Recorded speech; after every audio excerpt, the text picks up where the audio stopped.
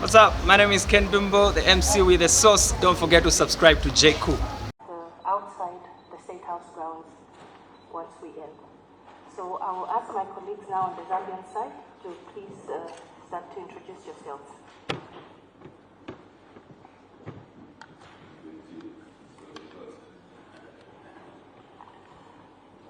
Good morning, Mr. President.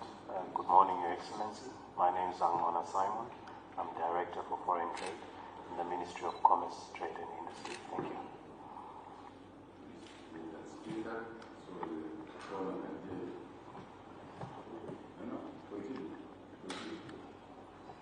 Good morning, Mr. President. Good morning, Your Excellency. My name is Uwasi Mungandi. I'm Director for Development Cooperation and International Organizations in the Ministry of Foreign Affairs and International Cooperation. Thank you. Good morning, Mr. President. Good morning, Your Excellency and your team. My name is Conrad Mlea, the CEO of IDC. Good morning, Mr. President, Honorable Ministers, and Excellency. My name is Lillian Guania, Permanent Secretary responsible for trade in the Ministry of Commerce. Good morning, Mr. President. Good morning, Your Excellency and team. My name is Mulele Maketo Mulele. I'm Permanent Secretary, Economic Management and Finance in the Ministry of Finance and National Planning. Good morning, Mr. President. Good morning, Your Excellency's team. My name is Matembo Dixon, Permanent Secretary in the Ministry of Home Affairs and Internal Security. I'm Itambuyu Gandeson, the Permanent Secretary responsible for International Relations and Cooperation in the Ministry of Foreign Affairs. Mr. President, Excellency and team, good morning. My name is Chipoka Mlenga, Minister of Commerce, Trade and Industry. Thank you. Good morning, colleagues. Tombeko Musokotwane, Minister of Finance and National Planning.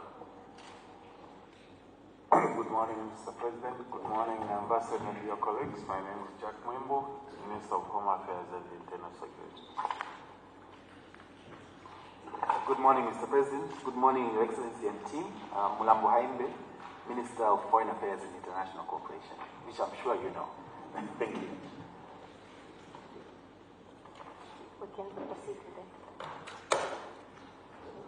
Good morning, Mr. President. My name is Cully Nelson. I'm the Senior Commercial Officer representing the U.S. Commerce Department. Good morning, Mr. President, colleagues. I'm Katrice Abani, the Political and Economic Counselor of the U.S. Embassy. Good morning, Mr. President. My name is Lanisa Wahid, the Deputy Chief of Mission at the U.S. Embassy. Good morning, Mr. President, and your team, Mike Gonzalez, U.S. Ambassador. Your Excellency, Ambassador Gonzalez, I now invite you to address the President.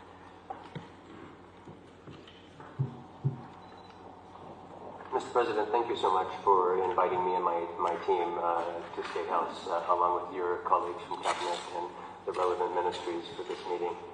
I was saying to the PS earlier, it was 30 years ago tomorrow that I first stepped foot in Zambia, hitchhiking from Namibia to Zimbabwe. And it was then that this country caught my attention.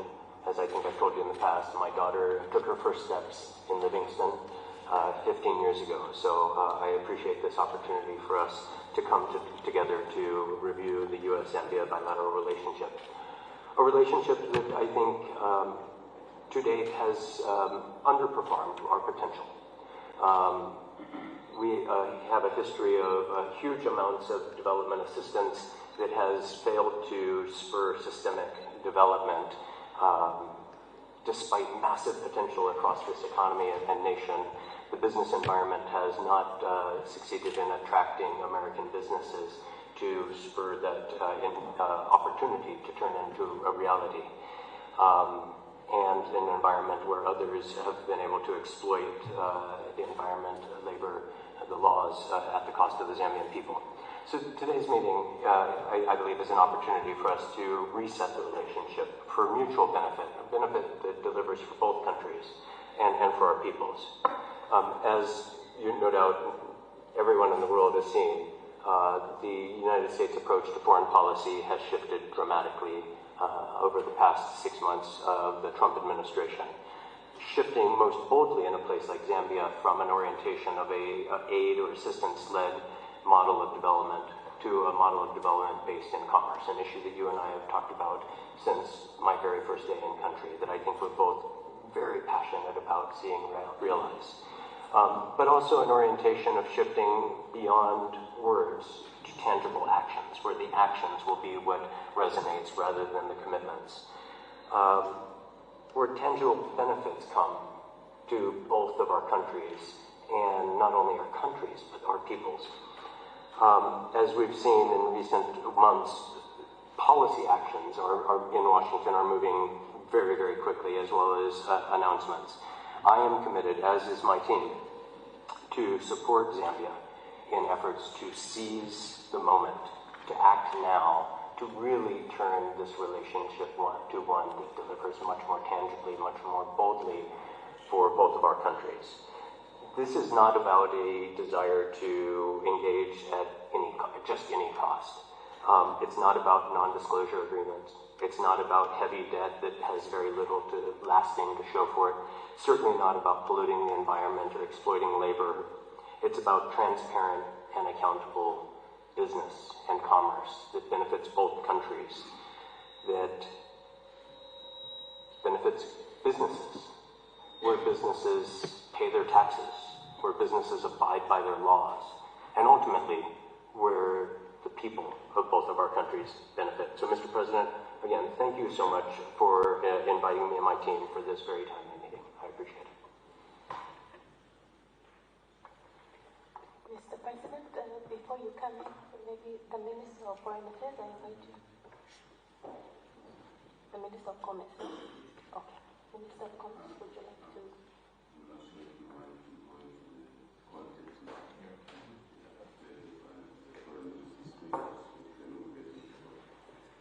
Thank you for the guidance, Mr. President.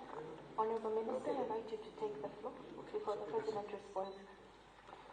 Thank you, Mr. President, and thank you to the Ambassador, Your Excellency, for those opening remarks. Mr. President, indeed, as Ambassador has mentioned, we have had significant engagement over the last month or so at Permanent Secretary level as well as at Minister level. And amongst the areas that we agreed was the need for communication, more effective communication between ourselves and our partners, and of course, including the US. The idea is that with increased communication, certain areas which need quick intervention in our relationship and in matters that are of mutual concern to the two countries would quickly be addressed. We've also put in place a deliberate policy that would increase engagement in a scheduled manner, again, as part of the process of increasing communication and as part of the process of continuing to strengthen the already strong ties between ourselves and the US.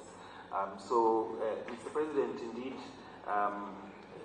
as the Ambassador has mentioned, with the new administrative changes in the US at government level and with the shift in policy, this is part of our response jointly to making sure that we keep up with the changes that are taking place in the US. So that, again, Mr. President, this long-standing friendship is sustained and grows from strength to strength.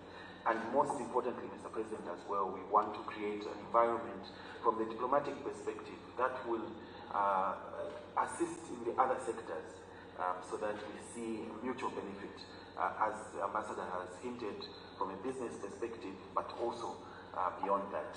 So I thought also to just underscore that, Mr. President. I thank you. Thank you, Excellency.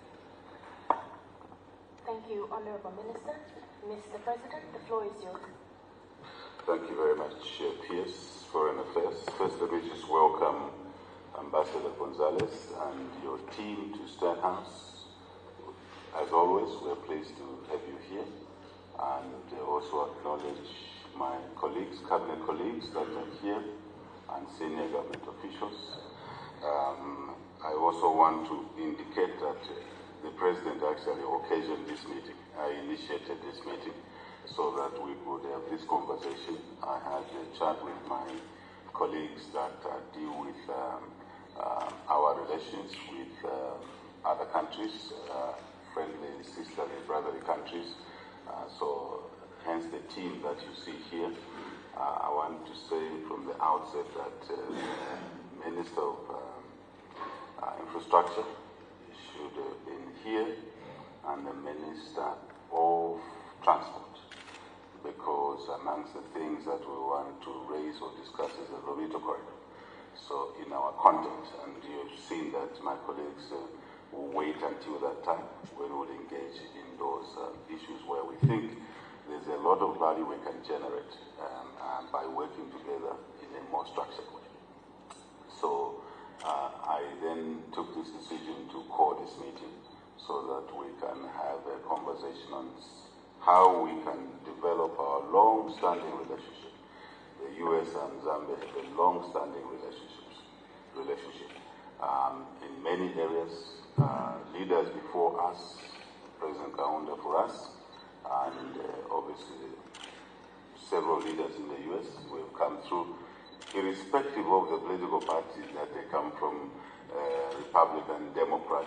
We've maintained a relationship, a strong relationship with the U.S. Government in many spheres, as I've said. But we have also, if you like, we have had here change of governments. Now there are 4 political parties that have run this country.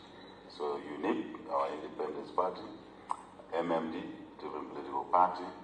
So UNIP, 27 years, 20 years of MMD, 10 years of PF. We are in our first 10. We do believe we'll get a second 10.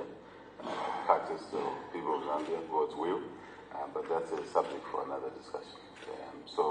But the point I'm making, Ambassador and team, is that it does not really matter for the American people. It shouldn't matter for the American people. It shouldn't matter for the Zambian people that there is a Republican president, there is a Democrat president.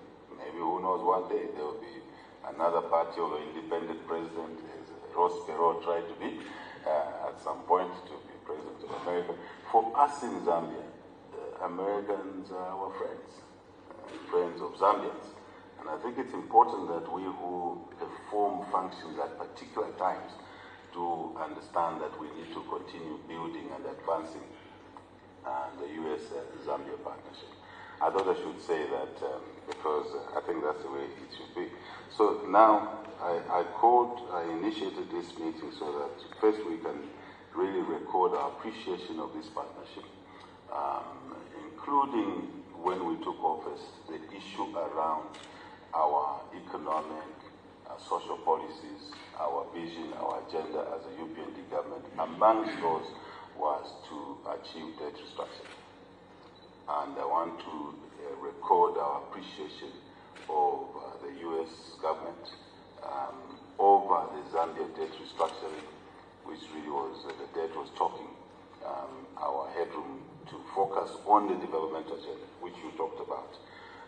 And I want to acknowledge and agree that really the environment that we inherited ourselves didn't lend itself to doing a lot more business with not just the Americans, but with any other country, because we were a basket case. We couldn't really attract investments, but we worked hard to achieve debt restructuring. I think today, Minister, Finance, we must be sitting around 90+% of achieving our debt restructuring in the different categories, 1, 2, and I think 3. But the message here is that we appreciate the support of the U.S. government and the people of America in assisting us achieve a higher level of debt restructuring. A very complicated exercise, I must say. And we know that the World Bank, the IMF are housed in the U.S. And the IMF, World Bank were very supportive of our debt restructuring program. And so I thought it's an opportunity for me to send this message through you to the American people. We started with a Democratic government. We are now with a Republican government. As I said, our focus remains the same. to work with the Americans, so that Zambians and Americans continue developing their relationship. Government to government, business to business, government to business, and vice versa, and person to person. Thank you very much. So I also thought that it's important that now we are in this space of a reasonable achievement in debt restructuring. In our view, Ambassador, huge achievement from where we were 4 years ago on the rule of law, law and order in the streets, in the bus stops. It was chaotic here. And I can appreciate for those who were not here at the time. I don't think you can imagine what the situation was. It's difficult to imagine, humanly possible. But we're happy that it's not a one-shot solution, it's a process. But we are happy that we've by and large restored law and order. We know we have now new issues lingering around mineral resources, illegal mining, unsafe mining, informal trade. We want to agree with you. These are some of the areas we want to discuss to see how we can manage these areas. But by and large, I'm talking about the rule of law. We set out also to reconstruct the mining sector. So as a major sector, which we always, as a country, have relied on, although we now want to drive diversification, but we cannot leave alone a key sector, such as the mining sector. And for the first time in the history of our country's mining experience, we believe this year will achieve close to, if not 1 million tons of copper. And that's why you see a reasonable appreciation in the local currency, because the supply side of dollars is actually US dollars, I must say. Not Canadian dollars, but US dollars. is the flows, the supply side is improving. And it's very important to us who are still largely import dependent that we can improve the supply of dollars. So it's our focal area, as I said, US dollars. I don't have to tell the story. I think you've seen for yourselves the restoration of, Mopani, KCM, 28 shaft, which was out of commission for 23 years, right? If you like, 2-3 presidents before left these problems. Kalengwa mine was out of commission for 47 years. So literally all the 6 presidents before me found that problem, left it in that situation. We have brought back Kalengwa mine. That tells you this government is focused on getting the economy going, because we know that's where jobs are, we know that's where business opportunities are, we know that that's where treasury revenue is to support free education. The 2 million kids back in school once we introduced our free education policy. Figures are all, numbers don't lie, right? You compare that to where we were 4 years ago, we had a minus 2.8% GDP. Last year in the West drought, in living memory, we still managed to post 4% GDP. This year, I know my colleagues are conservative, but they like to be aggressive. We think we'll whisper to 6% GDP growth. My colleagues are saying 5.8. I disagree with them, but we move as a team. So it is that ambitious agenda we have, Ambassador, to grow the economy. And we know that this economy grows, the obvious benefits I talked about, but also to invest in democracy, to invest in the rule of law. Otherwise, we can just talk about those things. I remember my first trip, government trip to the US. I was presenting at a panel where I said democracy must deliver results, and the results of democracy must be seen in the economy, in jobs, in business opportunities, Your Excellency, not just for FDI, but also for local businesses. Very important. Otherwise, if the FDI comes in here, they don't have suppliers of goods and services, they don't even have a state supply of quality labor, how will they operate in this environment? So we think this government is clear and its intent on there. So now, I come back to why I called the meeting. So I thought that it's time now that we have reasonable stability. There will always be issues that arise, like this illegal mining. We now need to reset our relationships with partners such as the US, so that we can be more intentional, we can be more deliberate. More so that there's a change of, major change of policy from the US. under President Trump. So we want to take advantage of those, not really to see them as problems, but to see them as opportunities, Ambassador, and not to cry about the ills of the past. Yes, we need to know the history in order to manage the present and the future better. But I want to veer on the side of positivity. What can we do together? President Trump is calling back aid, not to Zambia only. He's calling back to aid across the world. It's painful. It is sudden. One always wishes that they would have been given an opportunity to adjust. But he's doing the right thing for the people of America, who elected him into office. It's our job to do what is right for the people of Zambia, who elected him into office. It's our primary responsibility. So as we respond to the clawback on aid, painful, yes. ARVs, yes. But for us, we're saying, let's flip the coin. What is it that we can do with a new approach from America? And that's why we want today to talk about a reset. So we don't want to mourn Ambassador Gonzalez. We want to say the coin has two sides. What is it that we can do to find convergence between the new thrust in America and the President Trump and our own desire to grow the economy? Our Trump word now, Trump word is growth, growth, and more growth. For jobs, for business opportunities, for treasury income, to take care of the sick, the old, the young, free education, differently abled, story goes on. We understand that it's not easy. We know it. Change is always resisted. We know it. But we are getting there. Numbers are showing that we are getting there. We would like to do more. No question about it. And that's where the partnership comes in now. Your reset, our reset. How do we have convergence? Rather than mourning and groaning and sniping at each other. We want to find each other. Really, this is the message. And the thrust of our push, as the media leaves us, so we can go into other specific issues, is 4 areas. We reduce what we want to do in 4 areas. Because you can do many things. One is to mobilize capital, to mobilize investable capital. Investments, trade in there. So you will see today we'll discuss the tariff issues. How do we reach out to each other if we are moving apart from each other?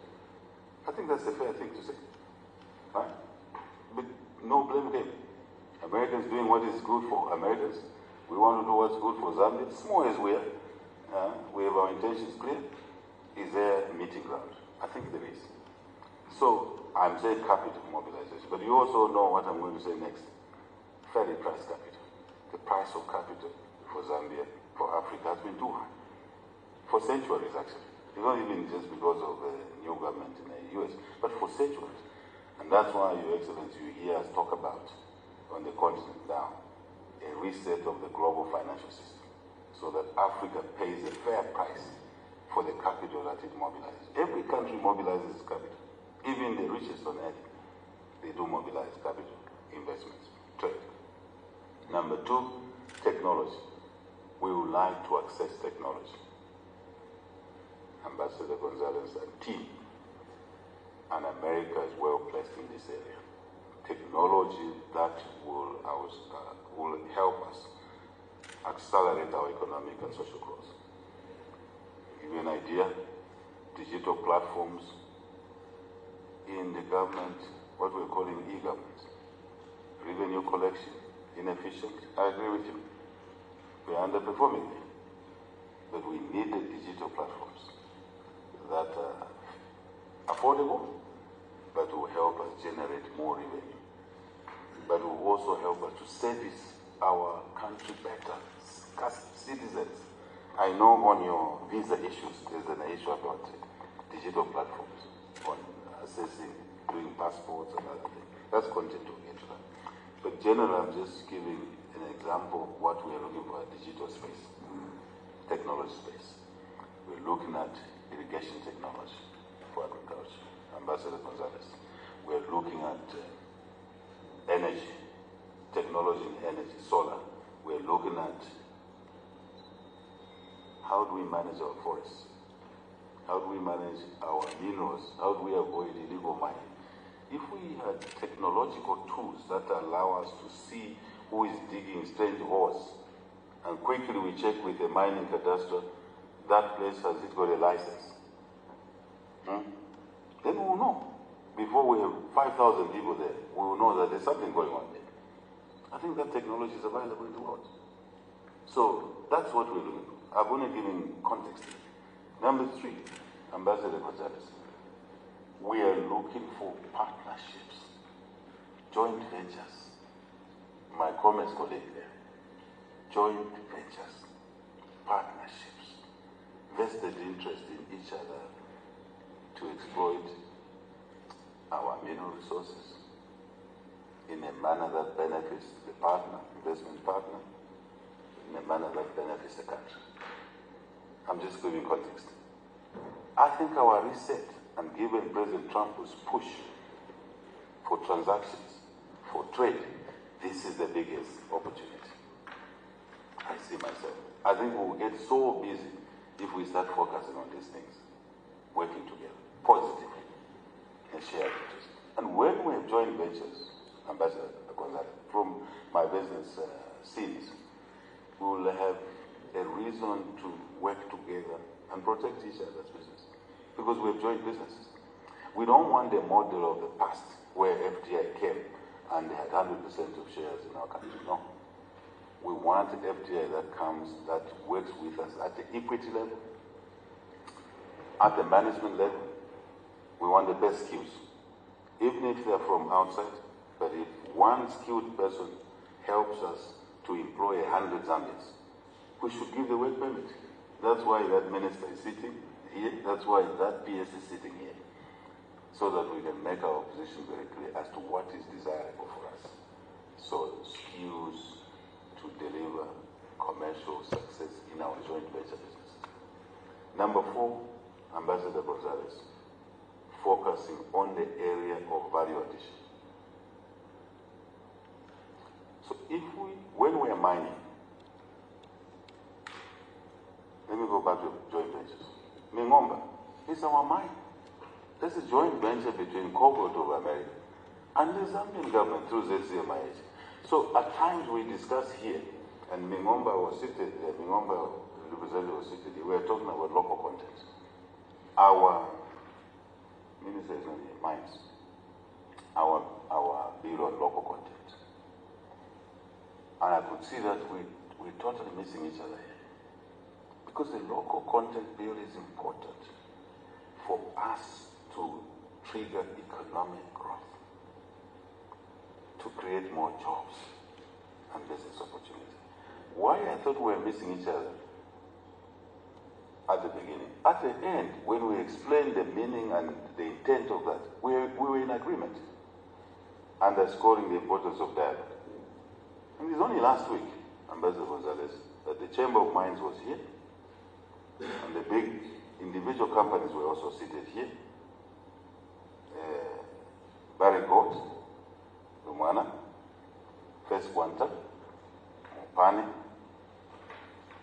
Mingomba. And we sat here to reach consensus on that scope of local content, the intent, and how we can operationalize it. Who else was in the room? The World Bank. So we asked the World Bank to sit with us to see if they can assist us as to what would be the best practice, which doesn't hurt the investors, doesn't hurt the country and our ambitions. Who else was in the room? Minister of Mines, Cadastre, PS, State House was here, Finance was here. After a 1-hour meeting, we were agreed. Because we were talking at cross purposes and we were sending signals into the market, wrong signals. Not just the domestic market, but the regional market and the global market. Which investor sends the wrong signal to damage the prospects of commercial success in the country they've invested? Sounds crazy, to me at least. And when we reached out to each other, explained to each other, we signed off. And I'm glad to say that unless some external intervention comes in, we should be signing off the local content, which includes making a ball mill, which has broken down at a mine. Instead of procuring it from Australia, which would take 3 months, we should make it available for the mine operations within the shortest possible time. It helps the mine meet its production targets with an Australian investor, with a Canadian investor, with an American investor. It helps us achieve our 1 million tons of copper this year and 2 or 3 million tons. Common interest. But let me not over-elaborate. That is the issue. I return to joint ventures, I return to certain things, but back now to value addition. We would like to process more.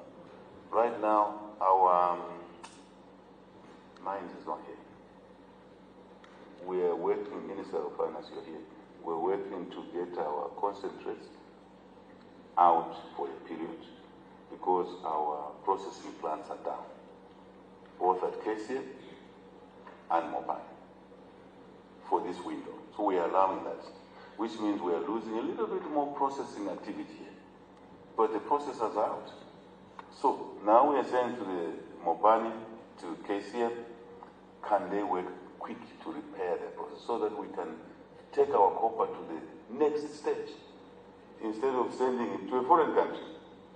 And that foreign country could be anyone, including yours.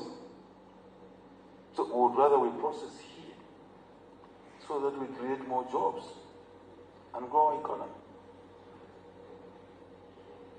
And we would like now the American technology to help us improve our processing capacity for our metal and other areas. So if you see how we continue going up and down, we focus on these 4 things. Capital, fairly priced, investment trade, technology, 3, joint ventures, 4, value addition processing, and we're good to go. The American firm will make more money from its copper businesses here. The Zambian agenda will be achieved. Employment will be achieved. More tax revenue. With a digital tax collection, which I talked about, ZRA needs to know what. The other day, Mopani sat there, and we had ZRA sitting there, ambassador, and a couple of other people. Now we are able, ZRA is able to see how much production is happening underground, over a kilometer in Mopani, because of technology. Now we are saying we need this to go to other mines, all of the mines in the sector. So if the mining regulator says we want a minimum technology for each miner who produces over 50,000 metric tons, you know why I'm saying that? Because smaller mines may struggle to buy the technology. But they can use a common user facility, isn't it? I think, Ambassador and Deputy, if we worked along these lines in resetting our relationship, we'll find more joy and happiness. We will find more rewards. I must also say that we would like the American businesses, my colleague there, to work faster. We're a small economy, we're in a hurry. The decision process in the American boardrooms is slow. That's not a criticism. That's a message we're sending so that we can achieve these objectives together. It's a general point I make. Fairly slow. I understand. These are big corporates, right? Which are listed on stock exchanges. And there are rules on how you make decisions. But we are saying maybe they can also hear us out. How can they make decisions quicker? I'm only elected for 5 years. President Trump is elected for 4 years. And you can see in 6 months, he's loaded a lot of decisions. He knows that he's got only 4 years. Maybe 3 years is all he has because the the 4th year is election year. So, you need to feel sympathetic to us who are elected, because we want to deliver within the scope of time we're elected. And the civil servants, public servants, yourself, you're all public servants, these are public servants, you need to work together to help deliver President Trump's agenda to the people who elected him, American people. That's why in swing states, which normally are divided, he won. Why did he win in the swing states? I think it's a message he gave to the people of America. One of it is immigration. So when he's doing what he's doing in immigration now, are we surprised? Should an American be surprised? He said so. Right? I support what he's doing because the American people bought his message and voted for him in all the 6, 7 swing states. I can't remember the number now. So you're doing the right thing for the people of America. It's for us to do what is right for the people of Zambia. And that must be respected also, Ambassador Gonzalez. You diplomats must respect that we are doing what is supposed to be done for the people of Zambia first.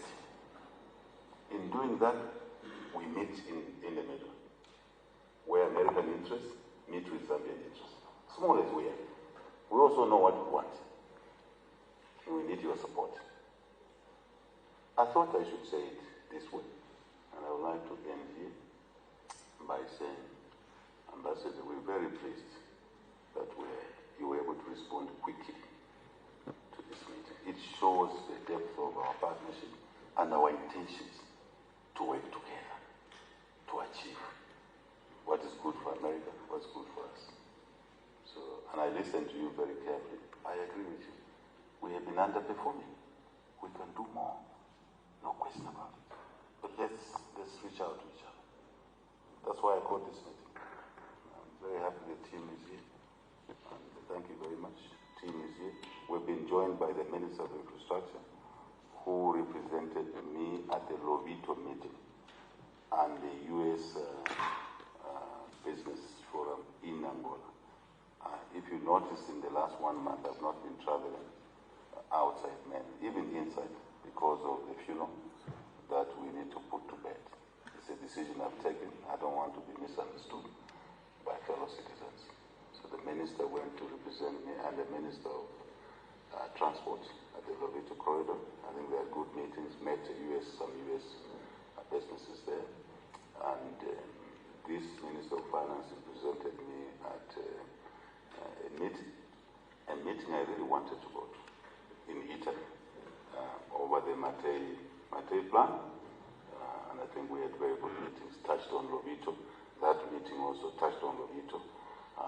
Also the Minister of Foreign Affairs represented me in, where were you recently? In Spain. A meeting that is financing for development, similar things we're talking about. And I chose to stay around, I'm just repeating this, so that we can find closure to this funeral. We can't have a situation like this. It's really unnecessary. It's not the way we respect the dead in our culture, African culture. I believe many cultures. So we're looking for a solution in that direction. Quietly, we're talking to each other with the family. I thought I should say so. So since we live together here, you will know why the president is taking a little bit of not too much pushing things. So I saw in the social media, because I scan social media, they think I'm dying tomorrow. Someone said, he has not been seen, even traditional ceremony. Actually, traditional ceremony last weekend, I sent another minister to represent. It's deliberate. It's a decision I've taken to work on these things. So otherwise, thank you very much. Minister, thank you for coming at short notice. I hope your colleague is on the way. Minister Tayari is in town. So, but I have the PDU there. They didn't introduce themselves. Why don't you join us in a minute? Come next to Minister Kuso, because she's working on the Lobito corridor as well. I wanted to end here so the media can leave us to do a bit more business, more focused business, so that we see what progress we make. I also believe that when we itemize some things, we may not solve them today, but to work out a way of walking through these things so that we can find project here. Thank you. Let me know what you think about this video. Thanks for tuning in to JCOO News. Don't forget to like, share, and subscribe for the latest updates on tech, politics, and everything in between. Until next time, stay cool.